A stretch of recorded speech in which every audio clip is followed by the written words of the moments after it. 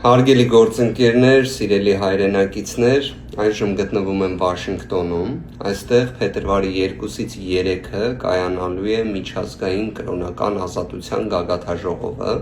International Religious Freedom Summit-ը, որը վերջին տարիներին շատ ավելի մեծ ճանաչում է ձեռք բերել և հիմնականում դրա շրջանակներում քննարկվում են խղճի, կրոնի, ազատություններին վերաբերող տարբեր հիմնախնդիրներ։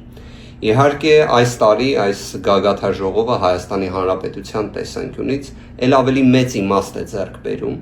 քանի որ այն ամենը, ինչ կատարվում է մեր հայ առաքելական Սուրբ եկեղեցու նկատմամբ, այն քաղաքական ճնշումները, միջամտությունները, հետապնդումները, թե սրբազան հայրերի նկատմամբ, թե վեհափառ տիրոջ նկատմամբ, ինչպես նաև ազգային բարերար Սամվել Կարապետյանի նկատմամբ, սրանք բոլորը ի վերջո հանդիսանում են նաև հենց կրոնական ազատության իրացման էական խոչընդոտներ։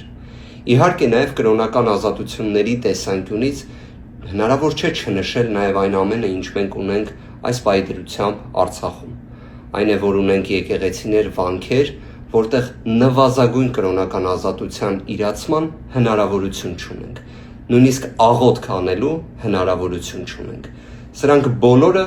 ունեմ իհարկե այդ համոզմունքը, որ կարող են և պետք է հանդիսանան հավուր պատշաճի ներկայացման թեմա առարկա նաև այսպիսի գագաթաժողովի շրջանակներում։